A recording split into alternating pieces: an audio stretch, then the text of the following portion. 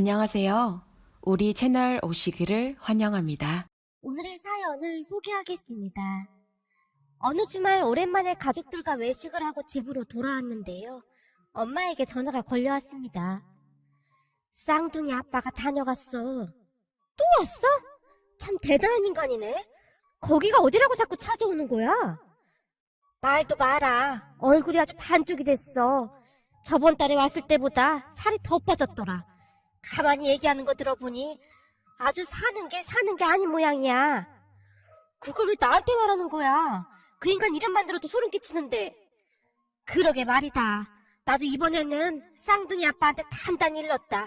다시는 찾아오지 말라고. 근데 안사도는 잘 계시는 거니? 어머님은 잘 지내시지.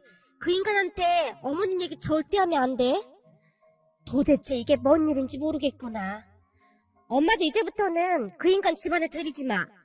나도 그러려고 했는데 사람 얼굴이 반쪽이 된 거 보니 도저히 그럴 수가 없더구나. 엄마가 긴 한숨을 내쉬다가 전화를 끊었습니다. 엄마와 통화를 하다 보니 끔찍했던 기억들이 다시 떠올랐어요. 벌써 1년이나 지난 일이지만 저는 지금도 꿈에서 그 인간들의 얼굴을 보곤 한답니다. 남편과는 이미 이혼을 했지만 글의 흐름상 남편이란 단어를 사용하겠습니다. 저는 대학을 졸업한 뒤 회사에 들어가서 일을 하고 있었는데요. 어느 날 우리 회사에 일이 있어 왔던 남편이 제게 한눈에 반했다며 쫓아다니기 시작했어요. 처음에는 약간 놀라서 거리를 뒀지만 한결같이 찾아와 노력하는 모습에 저도 조금씩 마음이 움직였고 몇 달 후 우리는 연인 사이가 되었습니다. 그러다 우연찮게 시어머님을 뵙게 되었는데 정말 좋은 분이셨어요. 세상에 그런 분이 없다고 할 정도로 정말 좋은 분이시거든요. 제가 결혼을 결심하게 된 이유 중 하나가 시어머님이었으니까요. 물론 남편은 사랑하지 않았다거나 그런 건 아니었지만 시어머님의 따뜻한 마음으로 인해 남편이 더욱 빛나 보였던 것 같습니다. 이런 분이 제 시어머님이라면 참 행복하겠구나 싶었거든요. 그렇게 우리는 몇 년 뒤 결혼해서 한동안 잘 살았습니다. 남편이 주식으로 한 차례 돈을 날리는 바람에 시아버님께서 불같이 화를 내셨지만 돈 일부를 주시며 말씀하셨어요. 너 한 번만 더 사고치면 그땐 가만 안 둘 테니 그런 줄 알아. 알았어요. 앞으로 진짜 정신 차리고 살게요. 시아버님께서 손을 치켜 올리시다가는 제 눈치를 보며 내리셨어요. 우리가 널 볼 면목이 없다. 아니에요. 앞으로는 안 그런다고 약속했으니까 한번 믿어봐야죠. 앞으로 저 인간 주식하는 낌새만 보여도 우리한테 바로 연락해야 한다. 시어머님께서 신신당부를 하다 돌아가셨는데요. 남편은 회사도 잘 다니고 어디 하나 모난 데가 없어 보이는 그런 사람이었지만 뭔가에 하나 빠지게 되면 물불 가리지 않는 그런 사람이기도 했습니다. 물론 기도 얇아서 다른 사람들 말에 잘 휘둘렸고요. 그때도 남편 친구 중 한 사람이 주식으로 꽤 많은 돈을 벌은 모양인데 그 사람 말만 믿고 주식에 투자를 했던 것 같았어요. 결국 얼마 가지 않아 쫄딱 말아먹었고요. 문제는 저한테 한마디 상의도 없이 대출까지 받아서 주식을 했던지라 저도 많이 놀랄 수밖에 없었는데요. 어느 날 술에 잔뜩 취한 남편이 집에 들어오더니 제 앞에 무릎을 꿇고는 눈물을 뚝뚝 흘렸어요. 여보, 진짜 미안해. 내가 당신 사모님 소리 듣게 해주려다가 다 망했어. 그게 무슨 말이야? 사모님이라니. 사실 주식을 샀었는데 그 회사가 이번에 자본 잠식으로 상장 폐지돼서 주식이 휴지 조각이 됐어. 진짜 미안해. 앞으로는 절대 주식 안 할게. 남편이 싹싹 빌어댔거든요. 하지만 그 뒤에는 오히려 다행이다 싶을 정도로 남편은 절대 주식에 손도 대지 않았습니다. 그런 남편을 보며 젊을 때는 한 번씩 실수도 하고 그런다는데 그래도 일찍 정신 차려서 다행이다라는 생각까지 했답니다. 그리고 우리 가족은 한동안 평화로운 시간을 보내고 있었어요. 시부모님께서도 그 이후로는 남편이 정신 차리고 잘 사는 것 같다며 오히려 전화 위복이라는 말씀까지 하시며 기뻐하셨고요. 시어머니께서는 남편이 한없이 착한 사람이긴 한데 어쩌다 뭐에 하나 빠지면 정신을 못 차리고 빠져들곤 한다며 항상 조심하라는 당부도 잊지 않으셨습니다. 그렇게 시간이 흘러 우리 딸들이 5살이 되었을 무렵 모르는 번호로 전화 한 통이 걸려왔습니다. 모르는 번호였기에 제가 전화를 받지 않았고 잠시 후 제 휴대폰으로 문자 메시지가 왔는데요. 상당히 긴 문자 메시지였지만 대략 요약해보면 이런 내용이었어요. 당신 남편이랑 만나고 있는 여자입니다. 만나서 얘기하고 싶습니다. 문자를 보면서 제 눈을 의심할 수밖에 없었어요. 그동안 남편은 딸들과 제게 정말 좋은 아빠이자 남편이었거든요. 그랬던 남편이 바람이 났다는 말을 듣던 순간 아무런 생각을 할 수가 없었습니다. 결국 저는 남편에게는 어떠한 말도 하지 못한 채 문자를 보내왔던 그 여자를 만나러 나갔습니다. 제가 카페 문을 열고 들어서자마자 그 여자가 활짝 웃으며 손을 들어 눈인사를 했어요. 여기요. 저를 한눈에 알아보시네요. 그럼요. 그 휴대폰에 그쪽 사진 엄청 많잖아요. 라고 말하는 여자를 보며 도대체 이 여자 나이가 몇 살일까? 이런 여자가 왜 우리 남편과 바람이 난 걸까? 라는 생각들로 머릿속이 복잡하기만 했습니다. 여자는 제가 생각했던 것보다 훨씬 어려 보였거든요. 저기 나이가 어떻게 되나요? 저요? 이제 28살이요. 28살이요? 그런데 우리 남편이랑 그딴 짓을 했어요? 맞아요. 세훈씨랑 나랑 정확히 12살 차이가 나죠. 참 한심한 인간들이네. 그래놓고 창피한 것도 없이 어쩜 그렇게 뻔뻔할 수가 있는 거지? 사랑하는데 나이가 무슨 상관이 있나요? 요즘 세훈씨가 저한테 아주 푹 빠져있거든요. 사실 그쪽이 못생기거나 그런 건 아닌데 아무래도 남자들은 나이 어린 여자들을 좋아하잖아요. 그쪽이 저보다 10살 정도 많잖아요. 유부남이랑 바람 피워놓고 뭐가 그렇게 당당해? 당당하지 않을 게 뭐가 있겠어요. 세훈씨가 저 없이 못 산다고 난리인데 당연히 제가 당당할 수밖에요. 세훈씨 말로는 세훈씨 아버님이 손자를 바라셨다고 하더라고요. 근데 그쪽에 딸들을 낳아서 내심 아쉬워하신다고요. 상간녀가 앞에 있던 커피를 한 모금 마시며 비웃듯 저를 바라봤어요. 남편이 그런 말도 했나 보죠? 그럼요. 세훈씨랑 저는 비밀이 없는 사이거든요. 그쪽이랑 한 말도 나한테 다 말했는걸요? 아무튼 그건 그렇고 그쪽이 물러나줘야겠어요. 내가 얘만 아니면 그냥 조용히 만나려고 했는데 안타깝게도 얼마 전에 제가 임신했다는 사실을 알았거든요. 게다가 아들이라고 하더라고요. 여자의 표정은 마치 개선장군 마냥 당당해 보였습니다. 사실 시아버님이 정말 좋은 분이긴 했지만 우리 아이들이 딸이라고 했을 때 많이 아쉬워하긴 하셨거든요. 이왕이면 아들이 좋은데 그것도 첫째가 쌍둥이 딸이라니 참 아쉽구나. 다음에는 무조건 아들을 낳아야 한다. 제게 셋째를 낳으라고 말씀하시곤 했으니까요. 하지만 다들 아시겠지만 쌍둥이를 키우는 일이 보통 일이 아니잖아요. 그랬기에 저는 감히 셋째를 낳을 생각은 하지도 못하고 있었습니다. 그랬기에 그 상간녀가 더욱 의기양양해져 있었던 게 아니었나 싶네요. 우리 세훈씨가 그쪽 때문에 불만이 참 많았어요. 아들을 낳아야 하는데 딸을 낳았다고. 그것도 그렇고 게다가 딸 쌍둥이라고 돈만 많이 들어가고 짜증난다고 했어요. 그래서 딸들한테 정도 없다고요. 그러니 제가 아들을 낳으면 당신은 무조건 쫓겨난다 그 말인 거죠. 남편이랑 얘기는 해봐야겠지만 바람핀 게 맞다면 나도 남편이랑 더 이상 같이 살 이유가 없으니까 그건 둘이 알아서 하고, 그나저나 지금 당신이 하는 말 다 녹음되고 있는 건 알고 있는지 모르겠네요. 난 당신한테 상간녀 소송도 할 건데 그것도 미리 알고 있어요. 당신이 세훈씨랑 이혼만 해준다면야 그런 것 좀 다 각오하고 있어요. 근데 세훈씨 말로는 절대 이혼 못 해준다고 울고불고 할 거라고 했는데 전혀 다르게 행동해서 오히려 놀랍네요. 상간녀가 제 표정을 살피며 물었어요. 그때는 왜 그랬는지 모르겠지만 그 상간녀의 모든 행동들이 너무나도 기가 막혔기에 순간 어찌해야 하나 싶을 정도로 정신이 없었던 것 같습니다. 그동안 여기저기서 보면 다른 사람들은 상간녀 머리채도 잘도 잡던데 막상 제 눈앞에서 그런 일이 닥치니 그냥 머릿속이 텅텅 빈 것처럼 아무 생각도 나지 않았어요.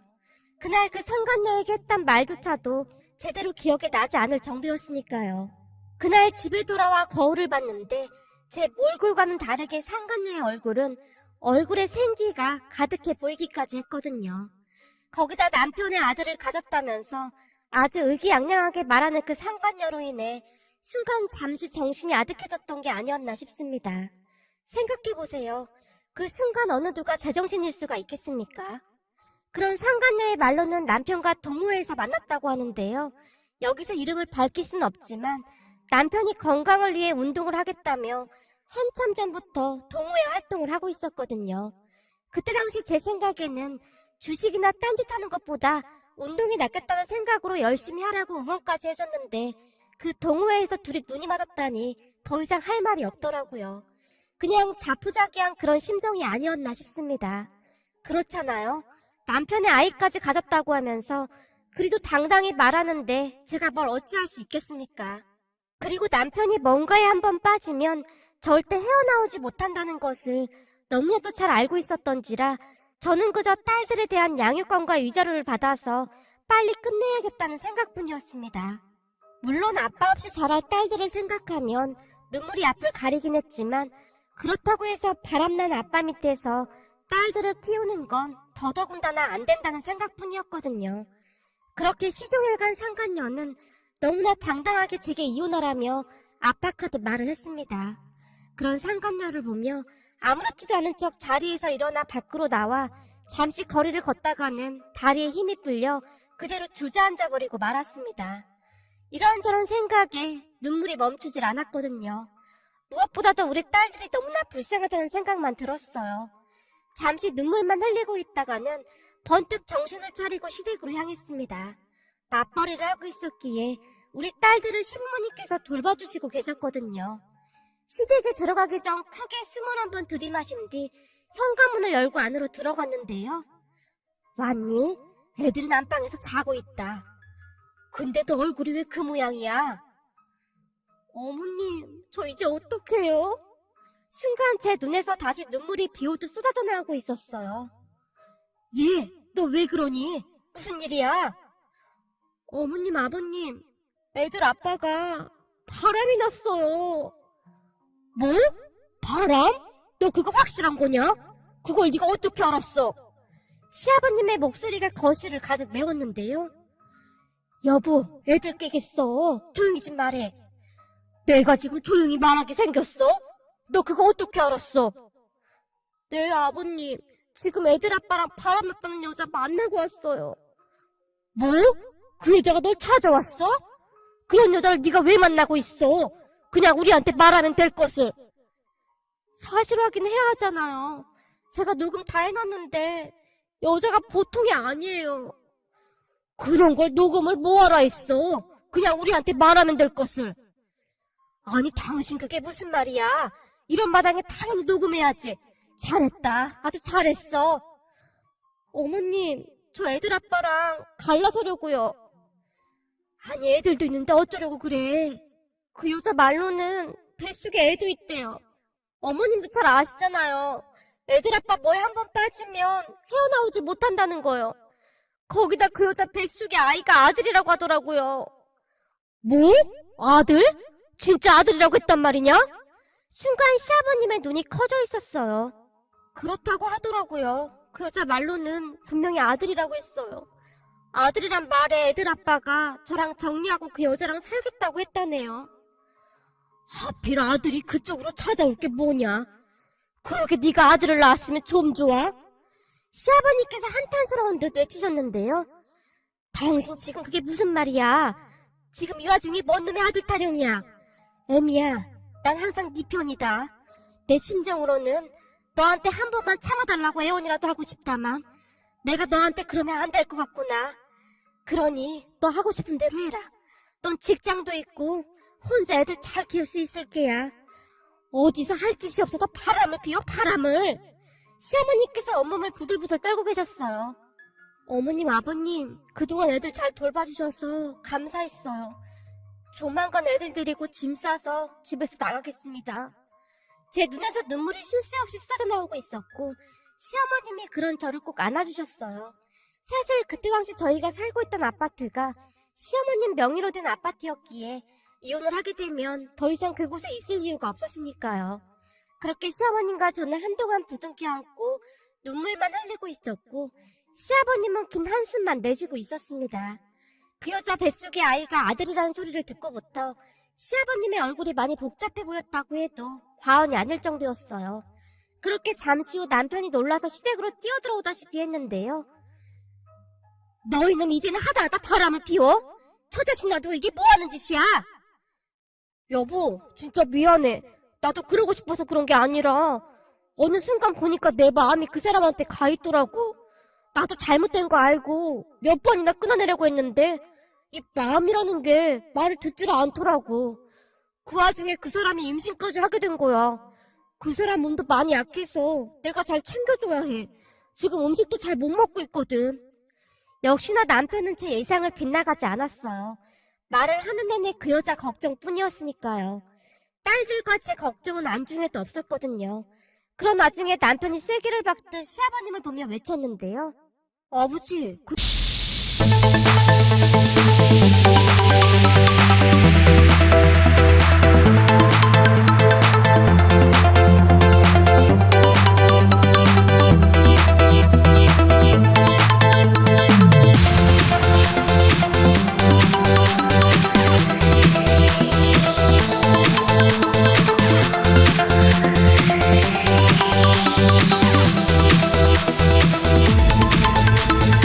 Remix. Turn up the bass.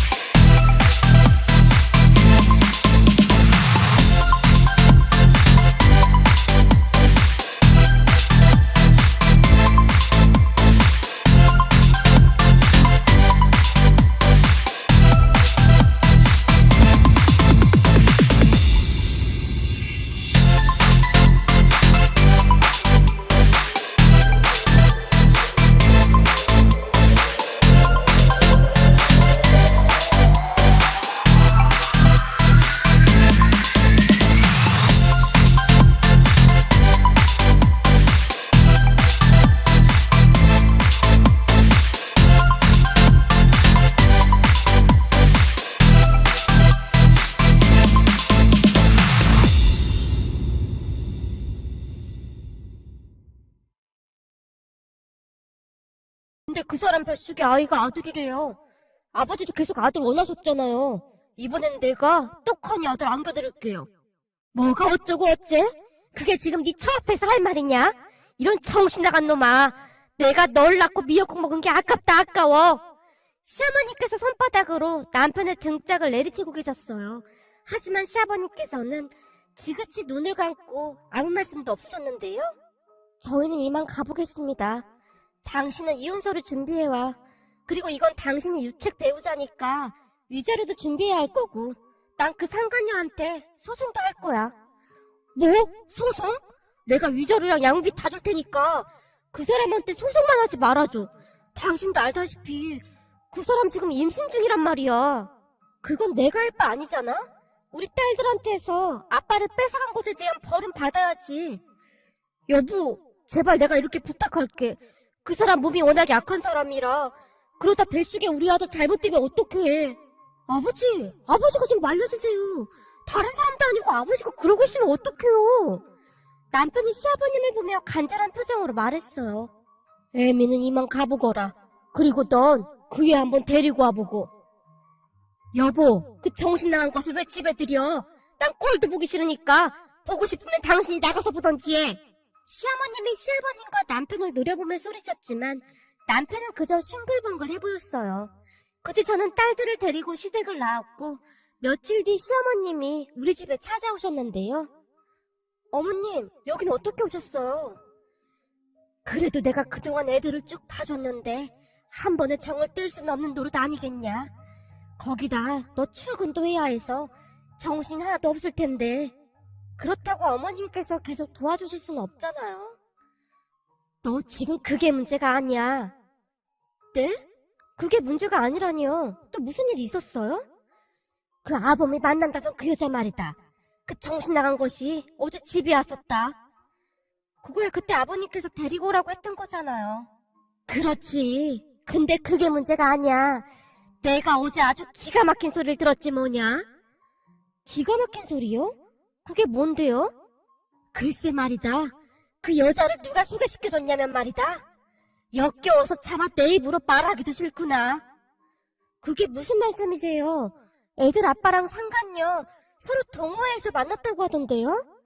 제가 놀란 채 시어머님을 바라봤는데 시어머님께서 긴 한숨을 내쉰 채 순간 눈을 질끈 감아버리셨어요. 그 모습을 보며 뭔가가 제 머릿속을 스치고 지나갔는데요. 어머님, 제가 모르는 뭔가가 있는 거예요? 내가 너랑 우리 손녀들한테 미안해서 어떡하니? 시어머니께서 손으로 얼굴을 감싸신 채 한참을 눈물만 흘리시다가 어렵게 말을 꺼내셨는데요. 저기 말이다. 이게 다 네 시아버지가 꾸민 일이야. 네? 아버님께서요? 그게 무슨 말씀이세요? 동호회는 무슨 놈의 동호회야. 네 시아버지가 알던 술집 마담이 있었다는데 그 마담의 사촌 조카래나 뭐래나 그렇다지 뭐냐? 시어머님의 목소리가 파르르 떨리고 있었어요. 그렇게 시어머님께 듣게 된 사실은 이랬습니다. 제가 쌍둥이 딸들을 낳고 나서 시아버님께서 계속 불만이 많았었는데요. 저보고 셋째를 낳으라고 계속해서 압박을 하셨거든요. 니들 둘 다 나이도 있는데 빨리 셋째 낳아야 할 거 아니야. 낳기만 하면 우리가 다 봐줄 테니까 걱정 말고 낳기나 하라니까. 아버님, 지금 둘도 버거운데 셋째를 어떻게 낳겠어. 그 애한테도 말은 해봤는데 저희 셋째 생각 없어요. 뭐? 그럼 네가 우리 집안 대를 끊어놓겠다 그 말인 거냐? 죄송해요 아버님. 저 지금도 둘 키우면서 회사 다니기 너무 힘들어요. 그까짓 회사 그만두면 되는 거 아니냐? 그건 좀 아닌 것 같아요. 그냥 둘만 잘 키울 생각입니다. 정말 죄송합니다. 제가 시아버님께 단호한 목소리로 말했어요. 둘을 그것도 쌍둥이로 키우는 게 보통 힘든 일이 아닌데 셋째는 정말이지 상상조차 하고 싶지가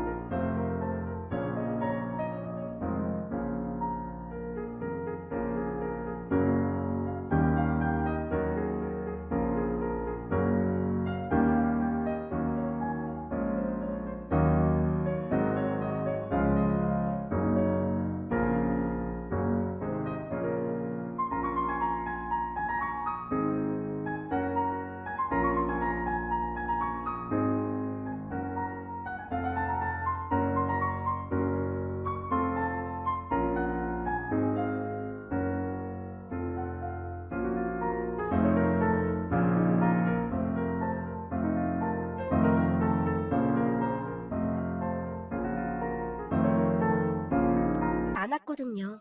그리고 시부모님께서 쌍둥이를 돌봐주시고는 계셨지만 거의 대부분은 시어머님께서 돌봐주시는 거나 마찬가지였기에 시어머님께 너무나 죄송하기도 했고요. 친정 부모님께서 가까이 계셨다면 좋았을 텐데 친정이 지방이었기에 그것도 힘들었거든요. 결국 그날 시아버님께서 제게 큰 소리로 화를 내시며 밖으로 나가버리셨는데요. 시어머님의 말을 들으며 문득 그때가 생각이 났어요. 그리고는 어떻게 된 일인지 지레 짐작해볼 수 있었습니다. 평소 손자를 바라셨던 시아버님이 손자를 보기 위해 꾸민 일이었다는 그런 말인 듯 했습니다. 그렇게 한동안 눈물만 흘리고 있던 시어머님께 제가 조용히 물었어요. 어머님, 그럼 아버님이 손자를 바라시고 그러셨다는 말이네요? 이런 망할 놈의 영감탱이가 미쳐도 단단히 미쳤잖니. 그 손자가 뭐라고 이런 미친 짓을 한단 말이냐. 그동안 내가 인생 헛살은 거다. 거기다 내가 뒷조사를 해보니 네 시애비랑 그 술집 마담도 그렇고 그런 사이더구나. 이래서 사람이 제일 무섭다고 하는 건가 봐요. 저 지금 소름이 끼쳐서 온몸이 덜덜 떨려요. 내가 너한테 진짜 미안하구나. 그래서 말인데 내가 너랑 괜히 상의할 일이 있다. 상의요? 무슨 상의요? 제가 자포자기한 표정으로 시어머님을 바라보고 있었는데 시어머니께서 마른 침을 삼키시더니 조용히 말씀하셨어요. 지금 니들이 살고 있는 아파트, 그 아파트가 내 명이잖니? 네, 그건 저도 알고 있어요. 근데 그게 왜요? 그래서 말인데 그거 팔아서 내가 너한테 다 넘겨주마. 네? 저한테요? 어머님, 저 애들 아빠랑 더 이상 못 살아요. 그러니까 말릴 생각하지 마세요. 제가 짐짓 단호한 표정으로 시어머님을 바라봤는데요. 당연히 이혼해야지. 근데 이혼하고도 돈이 있어야 우리 손녀들 키울 게 아니겠냐? 그럼 어머님 말씀은 지금 애들 아빠랑 이혼하는 마당에 그 아파트를 저한테 주시겠다 그 말씀인 거예요? 그래, 맞다. 어머님, 저 그 돈 못 받아요. 제가 무슨 자격으로 그 돈을 받아요? 네가 지금 그런 말 할 때냐? 그럼 너 말고 이 집안에 자격 있는 사람이 누가 있니? 저 자식 두고 바람난 아범이 받아야 한다는 거냐? 아님 아들이 바람피도록 뒤에서 사주한 네 시아버지가 받아야 한다는 거냐? 그것도 아니면 그 미친 여자가 받아야 한단 말이냐? 그리고 따져보면 우리 손녀들한테 주는 거니까 그렇게 알고 받아. 하지만 어떻게 그래요? 너 지금까지 내가 하는 말을 뭘로 들었어? 애 키우려면 돈이 있어야 할 거 아니야. 지금처럼 그렇게 약한 마음으로 자식을 어떻게 키워? 정신 바짝 차리고 내가 시키는 대로만 해. 그리고 나도 네 시아버지 몰래 재산 다 정리해서 멀리 떠날 거다. 네? 떠나시다니요? 어디로 가실 건데요? 그야 나도 모르지. 근데 확실한 건 난 저 정신 나간 두 인간들하고 절대 못 산다. 저것들이 사람이냐? 다 처분하고 나도 떠날 참이야. 단지 우리 손녀들을 못 본다는 게 참 한스러울 뿐이구나. 시어머니께서 뒤를 돌아 눈물을 훔치셨어요. 사실 시부모님께는 아파트가 두 채 있었는데요. 그 두 아파트 명의가 모두 시어머님 명의로 되어 있었어요. 거기에도 참 기가 막힌 사연이 있었는데요. 아주 오래전에 시아버님께서 바람을 피워서 두 분께서 이혼을 한다 만다 난리를 치셨던 모양이었어요. 하지만 시할아버님께서 두 분이 이혼하게 되면 재산 상속은 하나도 못 해주신다고 시아버님을 압박하셨기에 시아버님이 시어머님에게 빌다시피 하셨다는데요. 시어머님의 마음을 돌리기 위해 시할아버님의 명의였던 아파트를 시어머님 명의로 해주셨다고 합니다. 하지만 시어머니께서는 그 재산보다는 아들을 위해 참고 견뎌보려고 했다고 합니다. 결국 시어머님은 아들만 보고 살자라는 심정으로 이혼할 마음을 접었다고 하네요. 그 뒤 시할아버님께서 시어머님 명의로 변경해 주셨고요. 처음에는 시어머니께서 거절하셨다고 하는데요. 시할아버님께서 시어머님께 조용히 말씀하셨다네요. 네 시어머니랑 내가 잘못되면 저 인간이 무슨 짓을 할 줄 알겠냐. 재산 네가 가지고 있다가 혹시 뭔 일 있으면 먹고는 살아야 하지 않겠냐. 우리 아들이지만 저놈의 인간은 영 믿음이 안 가서 말이다. 그렇게 아파트가 시어머님의 명의가 되었다고 합니다. 그날 시어머님의 표정을 보니 그냥 빈말로 하시는 말씀이 아닌 것 같았어요. 그때 이혼을 하고 싶었지만 자식이 눈에 밟혀 그러질 못했구나. 이제라도 맘 편히 살고 싶구나. 저건 사람이 할 짓이 아니다. 어떻게 시아버지란 사람이 아들한테 여자를 소개시켜줄 수가 있냔 말이야. 그러니까 한마디로 아버지랑 아들이 쌍으로 바람을 피운 거 아니냔 말이다. 그럼 어머님은 어디로 가시게요? 그야 뭐 당분간 저 인간들 눈에 안 띄는 곳에 살아야 하지 않겠냐. 그리고 난 네가 이혼하는 거 찬성이다. 저런 인간을 뭘 믿고 살 수 있겠냐. 어머니께서 그리 말씀해 주시니 너무 감사해요. 사실 다른 시어머님들 보면 무슨 일이 있어도 당신 아들 편만 든다고 하던데 어머님은 전혀 다르게 말씀하셔서 조금 놀라기도 했어요. 놀라긴 왜 놀라? 당연한 거지. 내가 오죽하면 이러겠냐. 근데 이번 일 겪고 나니까 인간 되기는 글러먹었다. 피는 못 속인다고 결국 지 애비가 하는 행동을 그대로 따라하는구나. 그래서 말인데 네가 기분 나쁠까봐 내가 진짜 어렵게 말하는 건데 말이다. 시어머니께서 다시 마른 침을 삼키시며 제 눈치를 보셨어요. 저기 말이다. 너도 어차피 일을 해야 할 텐데 내가 근처에 살면서 우리 손녀들 봐주면 안 되겠니? 어머니께서요? 힘드실 텐데 뭐라 그러세요? 사실 그동안 어머니께 쌍둥이 맡기고 너무 죄송했거든요. 죄송하긴 뭐가 죄송해. 내가 좋아서 한 일인데. 내가 우리 손녀들 봐주면서 너랑 같이 살았으면 하는데 말이다. 저도 물론 어머님이랑 같이 살면 좋긴 한데 어머니 힘드실까봐 그렇죠. 난 괜찮다. 그럼 우리 그냥 같이 사는 거다. 내가 그 인간들 몰래 재산 다 처분해서 가지고 나오마. 그리고 우리 둘이 살 집 마련해서 조용히 살자꾸나. 그럼 아버님이랑 그이가 가만히 있지 않을 것 같은데 괜찮을까요? 쥐들이 가만 안 있으면 뭘 어쩔 건데. 내가 그 인간들이 하는 말들 다 녹음도 해놨다. 해볼 테면 한번 해보라지 뭐. 시어머니께서 대수롭지 않게 대답하셨어요. 그리고는 시아버님이 친구분들과 며칠 동안 제주도로 배낚시를 떠났을 때 모든 걸 다 처분하고 야반도주 하듯이 나오셨는데요. 그 뒤 시어머님은 연락처까지 바꾸신 채 자취를 감추셨습니다. 저와 함께 살기로 했었지만 한동안은 저와도 연락이 되지 않았거든요. 어느 날 시아버님과 남편이 쫓아와서는 네 시어머니 어디 간 거냐? 넌 알고 있지? 저도 몰라요. 전에 한 번 오셔서 잘 살라고만 하시고 그 뒤 연락이 끊겼어요. 그러니까 이렇게 불쑥 찾아와서 이러지 마세요. 이놈의 여편 내가 대체 어디로 간 거야? 그리고 넌 우리 아들이랑 이혼 언제 해줄 거냐? 곧 우리 손자 나올 텐데 빨리 정리해야 하지 않겠냐? 빨리 이제 비워줘야 우리 새 며느리랑 우리가 여기서 살 거 아니야. 걱정하지 마세요. 이제 곧 정리되니까요. 근데 아버님 앞으로 그 여자랑 같이 사실 건가 봐요? 그럼 어쩌겠냐? 네 시애미가 집 싹 다 팔고 날랐는데 그러게 처음부터 명의를 네 엄마 명의로 할 게 아니라 내 명의로 했어야 했어. 그렇게 남편과 시아버님이 씩씩거리다 돌아갔습니다. 아마도 두 사람은 제가 그동안 남편과 살고 있던 아파트까지 팔 거라는 것은 생각도 못하고 있었던 모양이었어요. 그리고 얼마 뒤 남편과 저는 이혼을 하게 되었어요. 그동안 돈 관리를 각자 하고 있었기에 뭐 나눌 것도 없었는데요.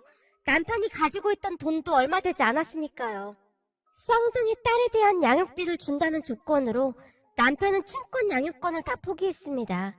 그리고 그 뒤에 어마어마한 일들이 참 많이 일어났는데요.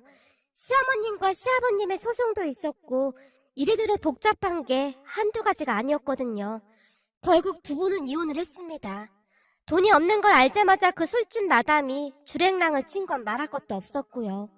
아들을 낳기만 하면 아파트를 받을 거라고 철석같이 믿고 있었던 그 상간녀도 결국 도망갔다고 합니다. 남편이 우리 친정에 쫓아와서는 울고불고 난리를 치며 기가 막힌 말을 했다는데요. 사실 그 상간녀한테는 다른 남자가 있었다고 하네요. 그 남자는 배달 일을 하고 상간녀는 술집을 다니면서 둘이 동거를 했던 모양인데요. 둘 다 워낙 힘들게 살았던지라 자식만큼은 그렇게 키우고 싶지가 않았다고 하네요. 그러다가 술집에서 일하던 그 마담을 만나게 되었고 그 마담이 계속 꼬드기 모양이더라고요. 어릴 때 헤어진 먼 친척이라고 신분 세태까지 하면서 그 상간녀를 시아버지에게 소개까지 시켜줬던 모양이었습니다. 그리고 상간녀는 뱃속의 애가 우리 남편의 애인 것처럼 속인 다음 아파트를 받게 되면 조용히 팔아서 그 남자와 둘이 도망갈 생각이었다고 하네요. 그러니까 한마디로 요약하자면 그 뱃속의 애도 남편의 애가 아니라 그 사귀던 남자의 애였다고 하네요. 남편이 빈털터리인 것을 알게 된 상간녀가 남편에게 온갖 욕설을 해대며 당장 꺼지라고 했다고 하니까요. 막장도 이런 막장이 없었는데요. 시어머님과 저는 그저 기가 막힐 따름이었습니다. 아주 잘됐다. 천벌을 받은 거야. 시어머님께서 잔뜩 흥분까지 하신 채 소리치셨으니까요. 그 뒤 시어머님과 저는 그 사람들이 모르는 곳에 꽁꽁 숨어버렸습니다. 결국 저는 회사까지 이직을 해야 했지만 결코 후회하진 않습니다. 단지 전 남편이 우리 친정에 찾아가서 우리 좀 찾아달라고 울며불며 매달려서 골치가 아플 뿐이었기에 결국 우리 친정 부모님까지 이사를 해야만 했답니다. 그리고 우리 시어머님과 저는 쌍둥이 딸들을 키우며 잘 살고 있습니다. 평소 시어머님의 소원이 단독주택 마당에 채소 같은 걸 키우며 사시는 거였기에 마당에 있는 단독주택으로 이사해서 잘 살고 있습니다.